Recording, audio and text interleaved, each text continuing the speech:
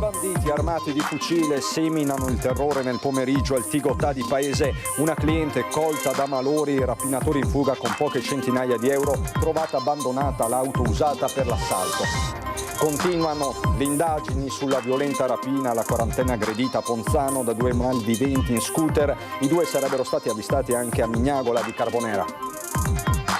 Vieni qua, sta per accadere un casino, il contenuto di una telefonata che il ragazzo morto a coltellato avrebbe fatto a un amico PR che a sua volta lo ha riferito a un collega. Per le difese si tratta di una spedizione punitiva. Era diventato il regno degli sbandati a Mogliano Murato l'ex hotel, alla meridiana tolleranza zero contro degrado e abusi, dice l'amministrazione. Zona rossa in via Roma Treviso, i commercianti dicono sì ai controlli ma temono la cattiva nomea dell'area tra clienti e turisti. Polemiche dopo le parole del ministro Nordio che ha consigliato alle donne vittime di violenza di rifugiarsi in farmacia o in chiesa se in pericolo. All'attacco Antonella Tocchetto apra gli occhi sulla realtà. Ieri il Senato ha dato l'ok alla stretta sulla cittadinanza di Oriundi, ma per la Lega Trevigiana la partita non è chiusa. Da Dimitri Coin arrivano però altri messaggi dal dopo Zaia a Vannacci. Sempre meno cerimonie da immortalare con uno scatto fotografico e le tecnologie mettono a disposizione di tutti attrezzature sempre più performanti. I professionisti del settore lanciano un allarme. Bentrovati, buonasera telespettatrici, telespettatori di Antenna 3. La cronaca in primo piano per questa edizione trevigiana dei nostri telegiornali con la rapina a mano armata che si è registrata nel pomeriggio alla Tigotà di Paese. Attimi di autentico terrore, lo shock delle commesse, delle clienti, una in particolare è stata colta da malore. Indagano i carabinieri.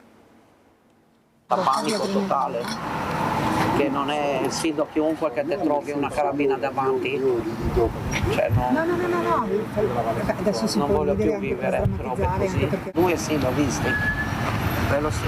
Armati? Avevano quel coso lungo, l'avevano, non era una mota perché era Kalashnikov, ho detto io, tipo, non so, non ho, in quel momento ho visto che era un carabina.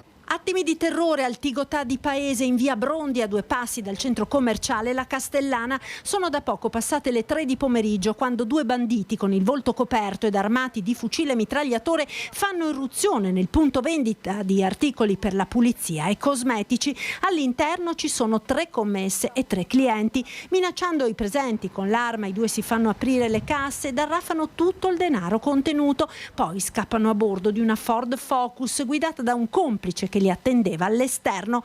Presa dal panico, una donna che stava facendo acquisti nel negozio ha avuto un leggero malore, fortunatamente senza conseguenze. Oltre al grande spavento, subito sono stati allertati i soccorsi giunti sul posto con l'ambulanza. La signora è stata medicata, ma non è stato necessario alcun altro accertamento. Sul posto anche i carabinieri che ora conducono le indagini. L'auto utilizzata dai rapinatori per la fuga è stata ritrovata poco lontano dietro l'hotel BHR. Pare che poi i banditi abbiano utilizzato una Panda per scappare lungo la Castellana in direzione Treviso.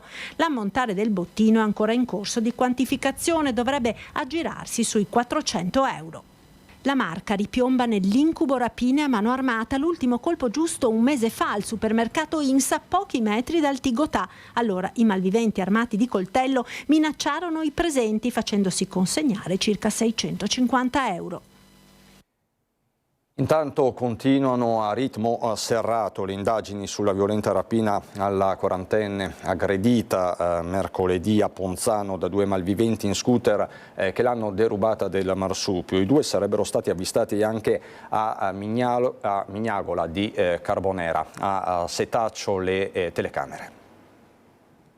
Sarebbero stati avvistati da un residente in via Codalunga, Mignagola di Carbonera, 2 uomini vestiti di nero in sella ad uno scooter scuro con bande grigie e casco integrale grigio, l'esatto identikit dei 2 rapinatori che mercoledì pomeriggio hanno aggredito e picchiato selvaggiamente una donna quarantenne che percorreva in bici via Schiavonesca a Ponzano per derubarla del marsupio. I carabinieri, con il supporto delle polizie locali dei diversi comuni dove si sono verificati gli avvistamenti, stanno indagando sfruttando e passando al setaccio le immagini delle telecamere di videosorveglianza per arrivare all'identificazione dei due rapinatori. Sicuramente il colpo non era improvvisato. Lo scooter era stato infatti modificato con una cerniera che ha consentito ai due di alzare la targa pochi istanti prima di aggredire la donna. La quarantenne è ancora profondamente scossa per l'accaduto. Nel pestaggio ha riportato un trauma cranico, una ferita all'occhio che è stata suturata e poi varie contusioni alla spalla e alle gambe, frutto dei calci e pugni con i quali i due malviventi si sono accaniti su di lei dopo che era caduta a terra.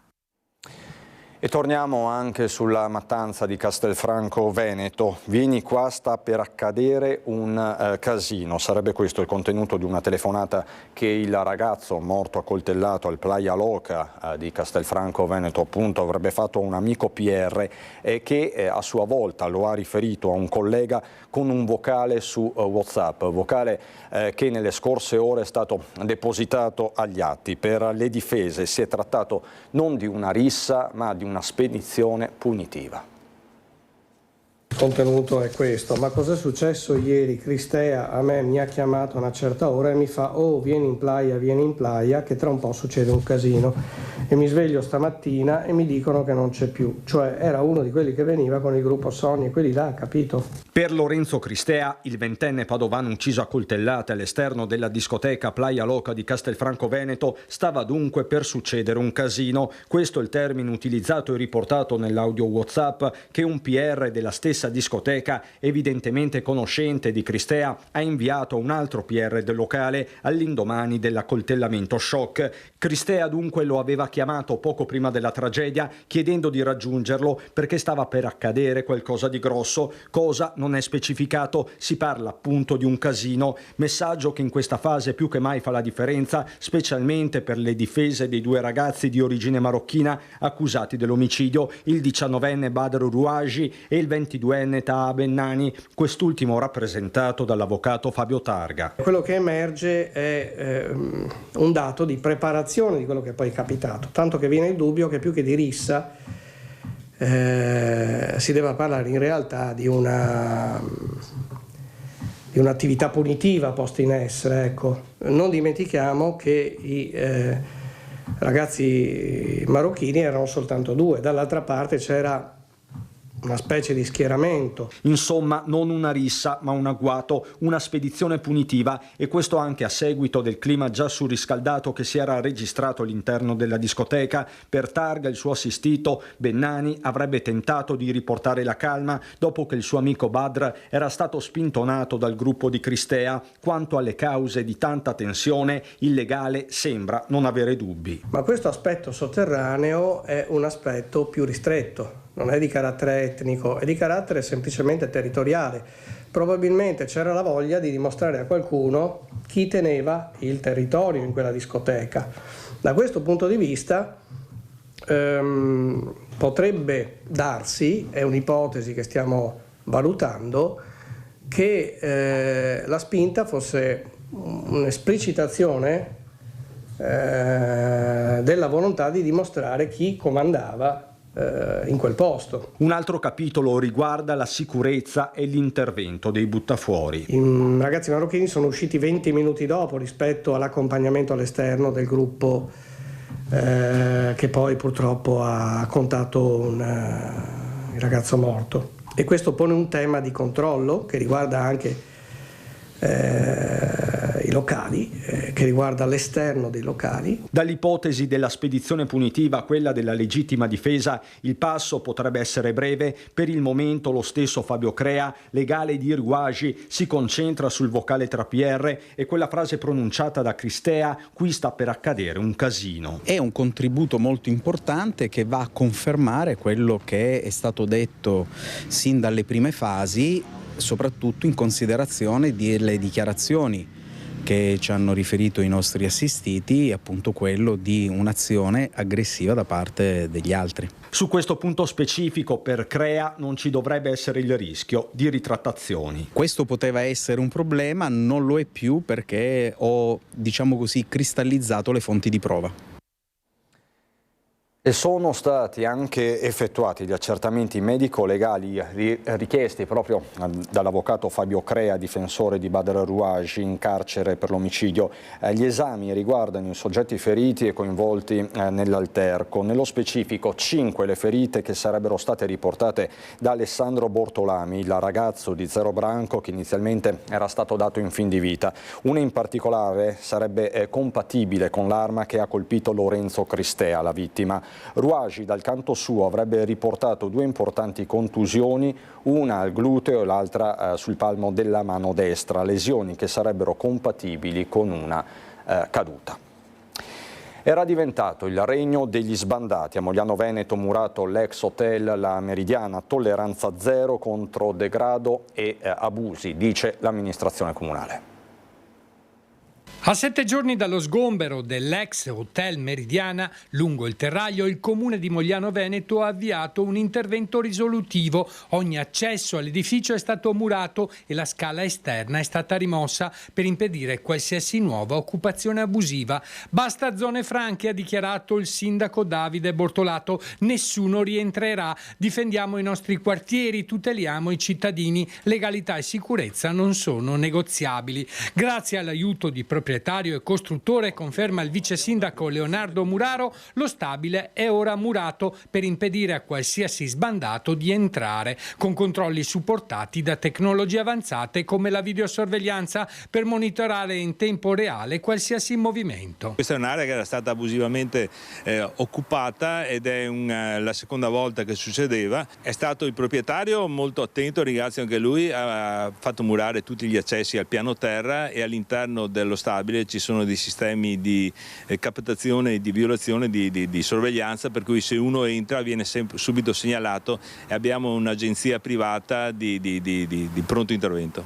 L'intervento sull'ex Meridiana rappresenta un messaggio chiaro. L'amministrazione comunale è decisa a contrastare il degrado urbano e a garantire il rispetto delle regole. Il vice sindaco Muraro ha sottolineato l'attenzione costante dell'amministrazione ai luoghi più vulnerabili del territorio. È un momento molto particolare per Mogliano perché con il decreto Ministero degli Interni per quanto riguarda Venezia, città metropolitana, l'entrata dell'aumento della polizia, carabinieri e dell'esercito, purtroppo stiamo notando che Mogliano dobbiamo attenzionare maggiormente queste persone che si sono spostate da Mestre e Venezia verso il nostro territorio e questo ci ha fatto aumentare il controllo del territorio. E a proposito di sicurezza urbana, a Treviso il dibattito sulla zona rossa in via Roma coinvolge popolazione, residenti ma soprattutto commercianti. Chiamando la zona rossa sembra che sia una zona molto pericolosa in cui magari è meglio non andare o cose del genere e non una zona in cui si sta facendo di più per renderla più sicura. Sia la zona rossa in via Roma no al nome con cui viene chiamata. I commercianti di quella che martedì al tavolo sicurezza in prefettura verrà identificata come zona rossa sono convinti che un maggior presidio da parte delle forze dell'ordine sia utile e necessario, ma temono che l'appellativo diventi una cattiva nomea per l'area che già non gode di ottima reputazione. Se dà una mano può essere solo che positiva, sono solo che contento che la zona possa diventare una bella zona perché Treviso è una bella città. Il problema più grande è sempre il gestore di chi fa la sua clientela e chiaramente la brutta gente va dove che non trova il nido da fare. Stanno facendo di tutto gli esercenti per creare spazi accoglienti che disincentivino brutte frequentazioni, motivo per cui è difficile che qualcuno commenti a viso scoperto. Ciò che si augurano è che l'istituzione di una zona rossa possa comunque aiutare ad eliminare la criminalità. Una cosa che vorrei dire alle istituzioni è non dateci il contentino facendoci sembrare che vada tutto bene per tot tempo e poi lasciandoci di nuovo da soli. Contenti invece i residenti, anche se divisi sull'utilità di interdire una zona sapendo che chi delinque può solo spostarsi poco distante. Se noi prendiamo questo posto e lo facciamo zona rossa, quelli che sono qua che delinquono oppure che fanno, dove vanno? Vanno da un'altra parte o no? Non è una soluzione, è solo spostare il problema. Può essere anche ambiguo anche il termine, si potrebbe chiamare anche in un altro senso, però è bene certe volte fare rispettare le regole. Spero vorrei illudermi che cambi, ma è fatica, perché c'è troppa libertà. Non so se sia lo strumento giusto, ma che sia un problema da risolvere per Treviso sì, perché Treviso merita di essere una città tranquilla come è sempre stata.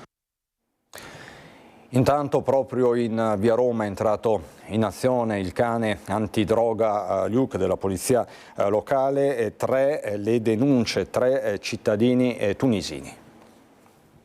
Sequestrati 26 grammi di hashish a un ragazzo di 19 anni già noto alle forze dell'ordine per reati legati all'uso e spaccio di sostanze stupefacenti. È solo una delle 3 persone denunciate dalla polizia locale di Treviso. I 3 identificati sono tutti di origine tunisina, arrivati da fuori provincia e trovati senza documenti, tutti con precedenti anche per reati contro la persona. Proseguono i controlli antidroga della polizia locale di Treviso, un'operazione condotta nel pomeriggio di giovedì e che si inserisce in un più ampio piano di sorveglianza e intervento gestito dal comando della locale. Fondamentale l'apporto dell'unità cinofila, il cane antidroga Luke. La zona di via Roma era da tempo oggetto di attenzione, sottolinea il comandante della locale Patrick Antonello, sia per il monitoraggio diretto degli agenti che per le segnalazioni arrivate da cittadini e commercianti. Non si tratta di interventi isolati, ma di un piano strutturato di sicurezza urbana condiviso con il sindaco, che prevede azioni mirate e continue. Scuole chiuse a Treviso sabato 24 maggio per la partenza della 14ª tappa del Giro d'Italia. Oggi l'ordinanza del sindaco Mario Conte che sospende le attività didattiche di tutte le scuole di ogni ordine e grado, pubbliche e private, compresi gli asili nido, per quella giornata. L'evento ciclistico comporterà modifiche alla viabilità, chiusure stradali, deviazioni che interesseranno gran parte del territorio comunale con significative ripercussioni sulla mobilità, inclusi i servizi di trasporto pubblico. La misura, spiegano da Casugana, è necessaria. Voltiamo pagina, polemiche dopo le parole del ministro Carlo Nordio, che ha consigliato alle donne vittime di violenza di rifugiarsi in farmacia o in chiesa se in pericolo. Va all'attacco l'avvocata trevigiana esponente Dem Antonella Tocchetto. Mi piacerebbe che il ministro Nordio passasse una giornata come passano alcune delle nostre clienti che passano nei nostri studi legali, nella tensione assoluta che l'ex gli avvicini e le possa far del male. Non lascia alcun spiraglio di apertura Antonella Tocchetto alla proposta del ministro della giustizia Carlo Nordio. Al question time che si è svolto in Senato durante un dibattito sul malfunzionamento risaputo dei braccialetti elettronici per gli uomini violenti, il guardasigilli ha spiegato che molto spesso il dispositivo è incompatibile con i mezzi di trasporto delle persone e per questo la donna vittima in difficoltà è necessario trovi delle forme di autodifesa, rifugiandosi magari in una chiesa o in una farmacia, in un luogo più o meno protetto. Ministro Nordio è peraltro anche un magistrato, sa bene che cosa passano le donne. Dire che possono rifugiarsi in una chiesa e magari le chiese sono pure vuote, oppure rifugiarsi in una farmacia, io trovo che sia una risposta veramente inadeguata e anche offensiva per tutte le donne che stanno soffrendo. Un'uscita che non è piaciuta a tanti che ogni giorno si occupano di violenza sulle donne, come testimonia l'avvocata. Vivere in uno stato di tensione tale non solo è complicatissimo per sé e per i propri figli, ma è anche a volte, e mi è capitato, fonte di malattie che poi in queste donne insorgono perché sono talmente sconvolte che alla fine ne rimettono anche della loro salute. Allora pensi a delle soluzioni alternative e non dica stupidaggini che possono andare in farmacia o in chiesa, caro ministro Nordio. Parliamo di sicurezza stradale e dei nuovi paracarri installati sulla Postumia a San Biagio di Callalta prima del ponte sul Piave. C'è la protesta da registrare dei residenti che dicono sono pericolosi e l'ex comandante dei vigili si rivolge al prefetto. Hanno fatto una cosa di una pericolosità unica. Nel tratto prima del ponte sul Piave hanno installato dei paracarri gialli che sono alti 1 metro. Io che abito nella frazione di Sant'Andrea, quando esco non riesco a vedere chiaramente le vetture che arrivano e da Treviso e da Ponte di Piave, perché questi paracarri sono talmente alti che impediscono la visibilità.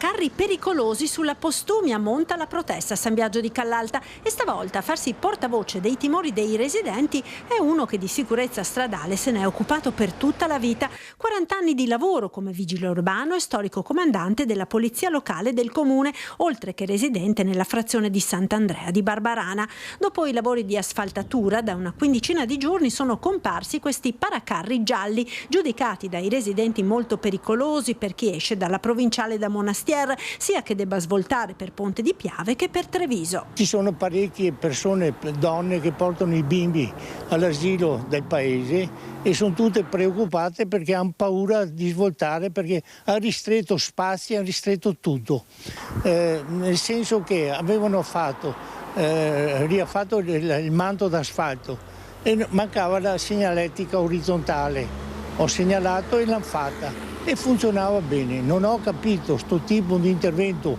che hanno fatto, che prima o dopo hanno già demolito 3 paracarri e prima o dopo succede qualcosa di pericoloso. Lorenzona ha intenzione di portare le istanze dei cittadini in prefettura. Adesso segnalerò il fatto alla prefettura, è perfetto, perché prima che succede qualcosa, è là prima o dopo, ripeto, a mio giudizio, succede qualcosa di serio.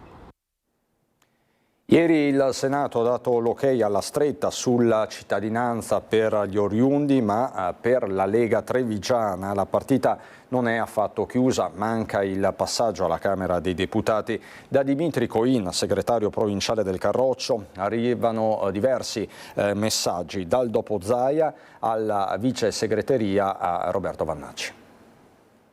Adesso vediamo quello che succederà nei prossimi giorni. Il provvedimento già da lunedì dovrebbe arrivare probabilmente nelle commissioni della Camera. Vediamo quali saranno le indicazioni che ci arriveranno dal partito, quindi dalla Lega, però prendiamo atto anche che nelle dichiarazioni di voto che sono state fatte la Lega è stata quella più critica. Non è affatto detto che la partita sia chiusa con il voto del Senato, a dirlo il deputato trevigiano Dimitri Coin, che da quando il governo ha approvato la stretta sulla cittadinanza agli oriundi ha promesso battaglia. Una crepa all'interno del centrodestra che potrebbe allargarsi a Montecitorio, dove non si escludono emendamenti. Veneto, terra di emigrazione, e i leghisti veneti sono tra i più battaglieri, anche se la maggioranza dei sindaci si dice soddisfatta, visto l'aumento esponenziale di pratiche di cittadinanza nei municipi, soprattutto nei più piccoli. Coin tira dritto. Il danno che causano un danno umano per tutte quelle persone che comunque si sentono nel cuore e nella sostanza italiani e che vivono all'estero, di non poter trasmettere la propria cittadinanza, è un danno enorme. Rimanendo in casa Lega, le questioni sul tavolo sono innumerevoli, a cominciare dal dopo Zaia. È qui che Coin avanza una proposta specifica, ovvero che al tavolo ufficiale della trattativa con i leader nazionali di partito, i segretari regionali, sieda lo stesso Luca Zaia. Un presidente che tra l'altro, se dovesse ricandidarsi, sarebbe comunque rieletto, e quindi voglio immaginare che la presenza di Luca Zaia sia una presenza a quel tavolo assolutamente anormale. Penso che Luca non possa essere un convitato di pietra in nessun caso. E non è più un convitato di pietra nemmeno Roberto Vannacci, diventato vice segretario di Matteo Salvini, scelta anticipata da tanti mal di pancia, soprattutto in Veneto. Coin non si scompone. Io credo che Vannacci politicamente sia un falso problema per noi, anzi penso che possa essere tranquillamente una risorsa. Lo hanno sdoganato gli elettori stessi all'interno della Lega. È compatibile, non è compatibile? Io penso che sia assolutamente compatibile, perché molti dei messaggi e la chiarezza soprattutto comunicativa che usa il generale Vannacci sono quelli che abbiamo sempre usato anche noi. Non vedo quali siano le grandi differenze.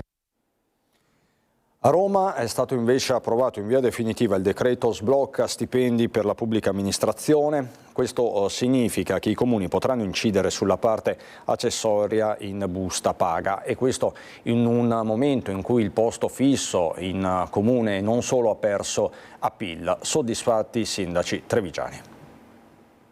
Diciamo che avevamo un limite, questo adesso ci permette di dare una opportunità ai nostri collaboratori di avere retribuita una parte accessoria che attualmente aveva un limite, quindi ci è stata sbloccata questa possibilità. Era da tempo che i comuni trevigiani chiedevano di affrontare la questione salariale dei propri dipendenti. Ora, con l'approvazione del decreto sblocca stipendi, per loro sarà più semplice, e questo in un momento storico particolare nel quale la stessa pubblica amministrazione fatica a trovare personale, questione di competenze ma anche economica. La disparità in termini di buste paga con il mondo privato è sempre più evidente. Con il provvedimento si andrà a incidere sulla parte accessoria del salario. Quindi bene che si sia eliminato questo, quindi che i comuni possano, ovviamente concordandolo con la parte sindacale, individuare questi incentivi ai nostri dipendenti per particolari obiettivi che l'amministrazione naturalmente pone in capo a loro, che possono essere per l'ambiente, la sicurezza, le strade, eccetera. Un atto di giustizia per l'Associazione Comuni della Marca Trevigiana, un modo per rendere più appetibile il posto in comune anche per i più giovani. Il 15% dei posti disponibili in tutti i concorsi pubblici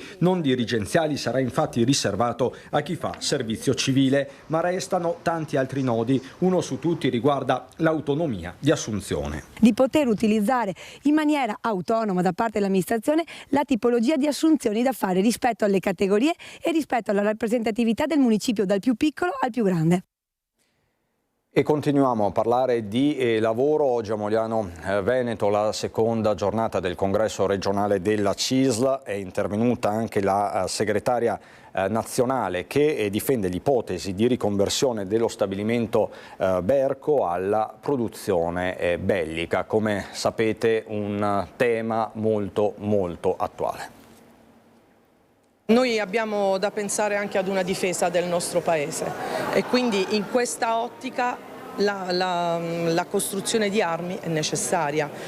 L'utilizzo delle armi è un'altra storia, perché noi dobbiamo assolutamente promuovere messaggi di pace. Nessuna esitazione per la segretaria generale della CISL, Daniela Fumarola. Non è sensato sollevare una questione etica in questa fase, ha dichiarato. La priorità deve essere la salvaguardia del lavoro e la difesa del nostro paese. In quest'ottica la produzione di armamenti è necessaria. La leader della CISL interviene con chiarezza a margine della vicenda che coinvolge lo stabilimento Berco di Castelfranco Veneto, destinato alla chiusura da parte di ThyssenKrupp, e al possibile rilancio con l'intervento dell'azienda friulana Faber, che vede la trasformazione dell'impianto verso una produzione legata al comparto bellico, in particolare di ogive, una decisione che ha sollevato perplessità di natura etica. Fumarola distingue nettamente tra produzione e utilizzo delle armi, sottolineando la necessità di educare alla pace, soprattutto tra i giovani.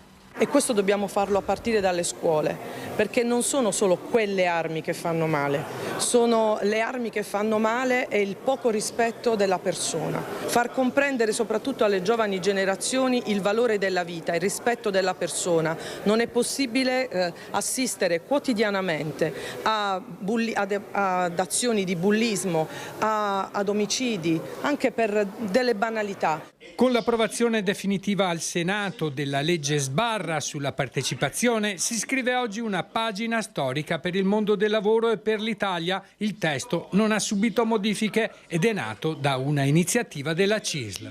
E laddove la partecipazione si è realizzata ha già portato risultati importanti in termini di rilancio dei salari, di produttività maggiore, di salute, attenzione alla salute e alla sicurezza nei luoghi di lavoro. Ora per noi c'è la pubblicità, a fra poco.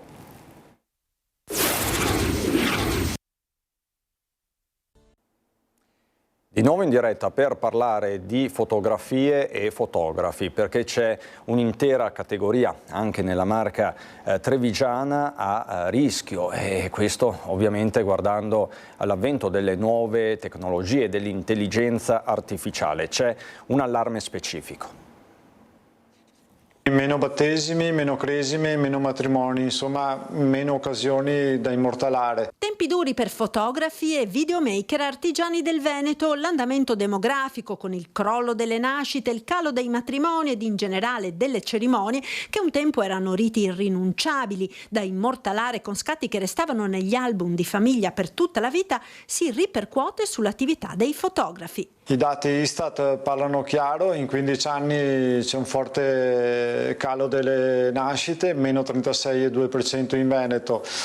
Altro dato preoccupante è il calo di matrimoni, che post-Covid la discesa è continua, meno 15,4%. Le nuove tecnologie, smartphone sempre più performanti, la profonda trasformazione del mercato delle immagini con i social media fanno il resto. Hanno moltiplicato la domanda di contenuti visivi, ma hanno anche cambiato le aspettative. Oggi si chiede tutto e subito con budget sempre più risicati, ma la nostra è una professione artigiana che serve tempo, cura, sensibilità a preparare le immagini.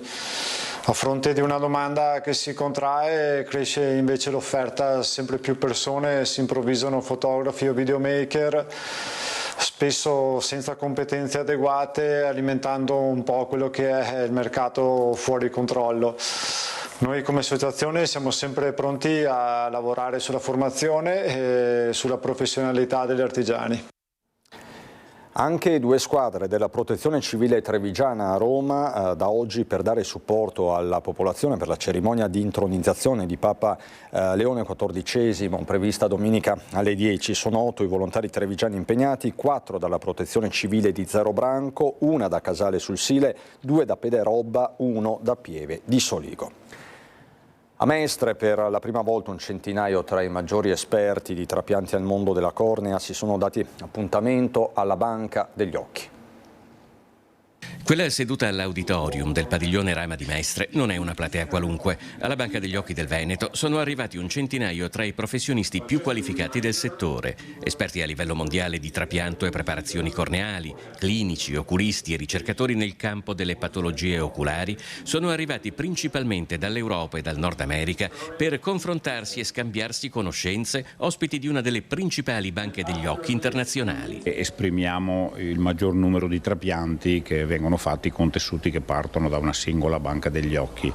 In termini di qualità direi che possiamo vantare ottimi risultati, e in termini di ricerca forse siamo la banca degli occhi che investe di più in ricerca e sviluppo nel panorama europeo. È la prima volta che temi specifici vengono trattati in un consesso così esteso di esperti internazionali, ed è un esperimento destinato a ripetersi. A testimonianza della vocazione internazionale della fondazione che ha sede a Mestre, il responsabile delle relazioni internazionali della Banca degli Occhi del Veneto e anche segretario della Società Europea Banche degli Occhi. Qui in fondazione abbiamo ogni tanto la possibilità anche di fornire tessuti all'estero, soltanto se non ci sono riceventi qui in Italia. Noi siamo una delle più grandi banche in Europa e abbiamo una rete di più di 80 banche. Qui peraltro si utilizza anche l'intelligenza artificiale per riconoscere le cellule dell'endotelio, lo strato posteriore della cornea, fondamentale per molti interventi di chirurgia. Nel primo trimestre dell'anno, intanto, sono già stati effettuati 1261 trapianti di cornea. Nello stesso periodo i donatori sono aumentati del 5%. Le ricerche che stiamo portando avanti qui in fondazione ha permesso di far sì che il chirurgo possa trapiantare solo alcuni strati di membrana di cornea, quindi alcune membrane della cornea, e questo ha ridotto di tantissimo i rigetti nel paziente. Siamo nel torno all'1-2% di fallimenti. Veniamo agli appuntamenti sul territorio. Domani a Spresiano la festa delle associazioni, e ce ne parla il sindaco Marco Della Pietra con il suo vice Roberto Fala.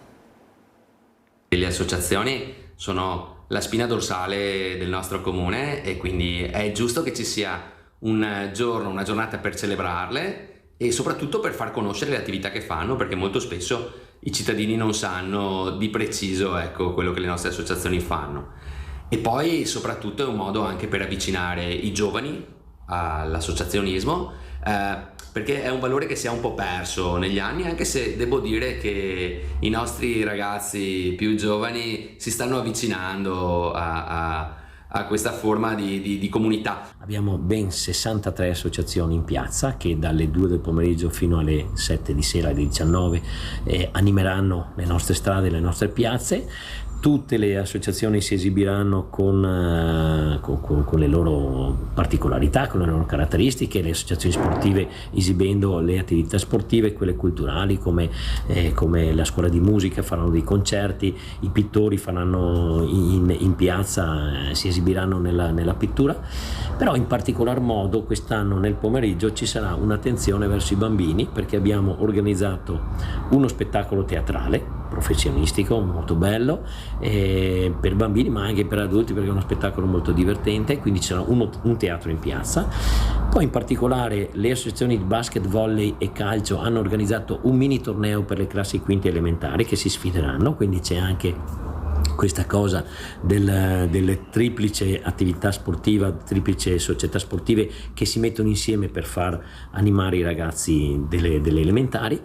E poi l'altro aspetto importante che c'è quest'anno alla nostra festa è un'attenzione all'inclusione sociale con le persone con disabilità. Ci sarà il basket che dedicherà l'ultima ora del pomeriggio esclusivamente all'attività del basket per i ragazzi con disabilità, con l'idea futura di creare una squadra di baschin a Spresiano. È un modo sicuramente per valorizzare le associazioni, ma è anche un modo affinché i giovani di cui tanto parliamo in questo periodo possano avvicinarsi e fare qualcosa di utile, di sano e soprattutto che li faccia crescere davvero. A questo punto vediamo che tempo ci attende con il nostro generale Iannicelli.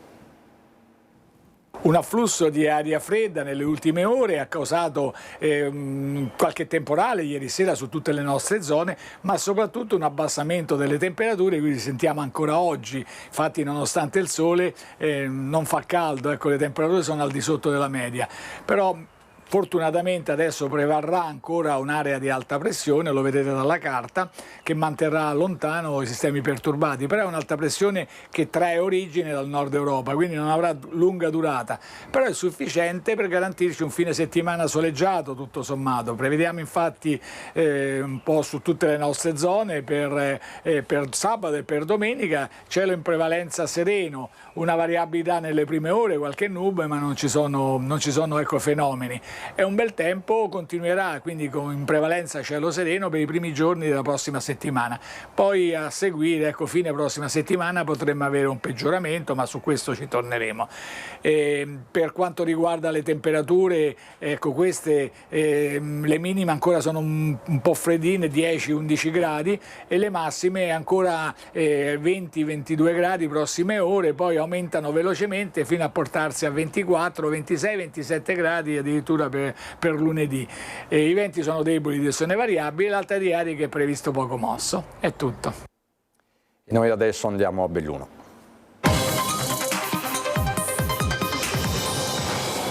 I temi del trasporto pubblico locale in primo piano per la pagina dal bellunese. Caos infatti per il servizio che rischia di paralizzare l'intera provincia di Belluno durante le Olimpiadi 2026. Preoccupazione diffusa, il centro-sinistra bellunese, come ci racconta Tiziana Bolognani, pronto alle barricate.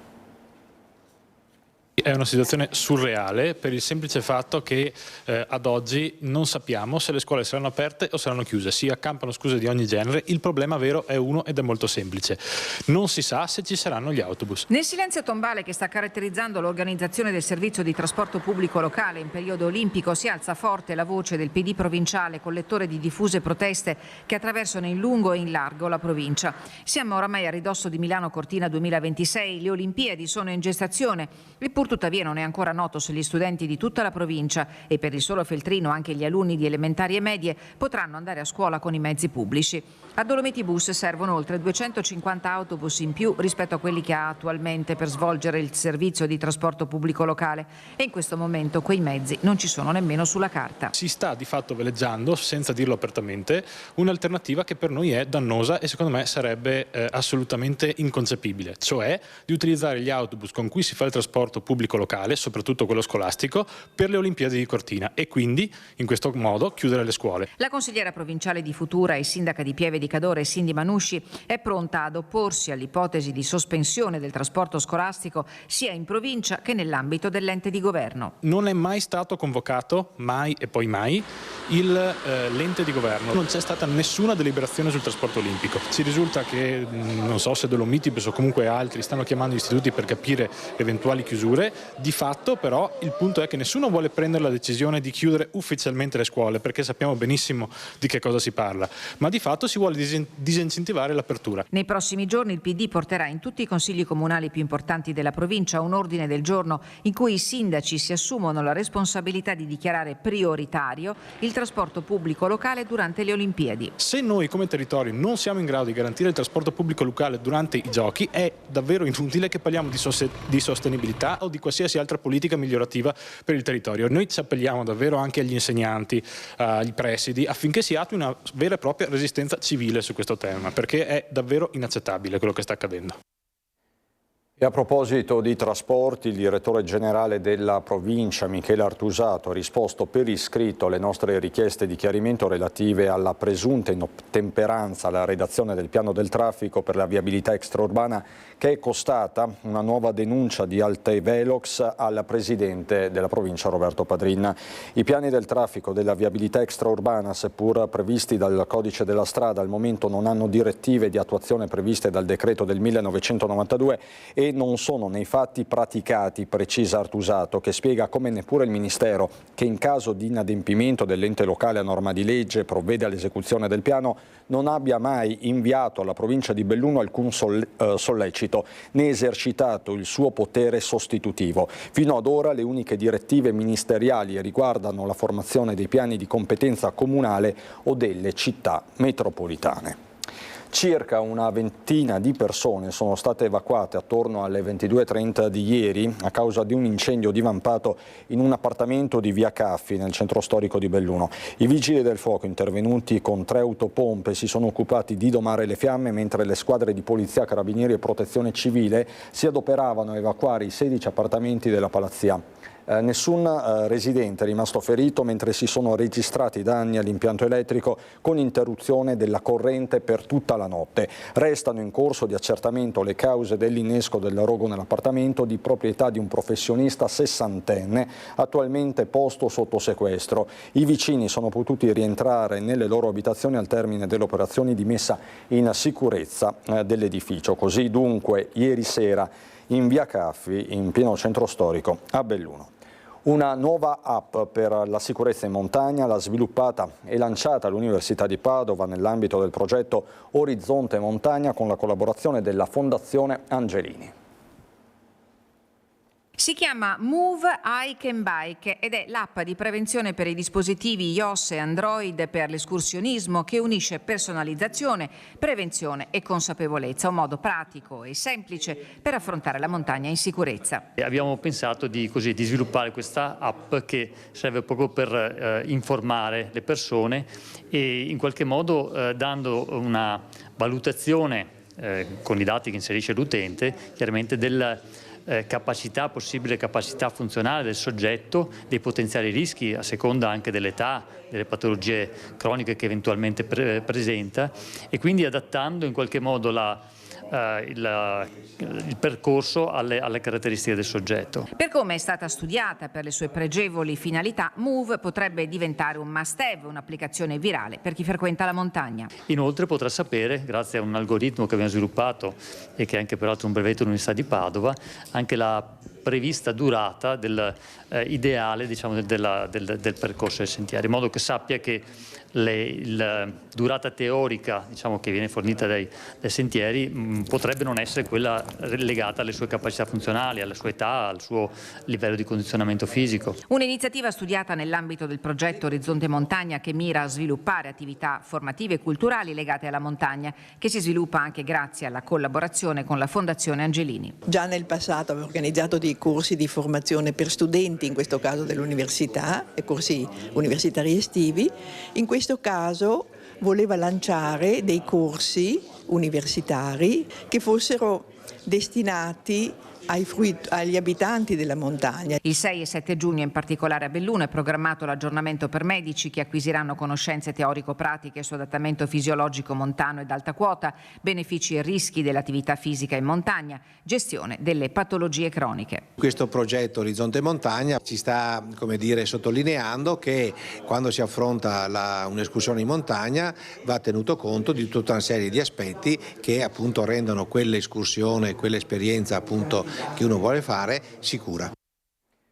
Bene, abbiamo dato conto poco fa del congresso regionale della CISL che si è chiuso con la conferma, era scontata ma il dato ora è ufficiale, di Massimiliano Paglini quale segretario appunto della CISL del Veneto. Lo ricordo, Paglini è stato per anni segretario provinciale per Treviso e Belluno della CISL. Con questo è davvero tutto, vi ringrazio per l'attenzione, non ho ulteriori aggiornamenti da darvi. Subito dopo la sigla c'è il meteo, buona serata.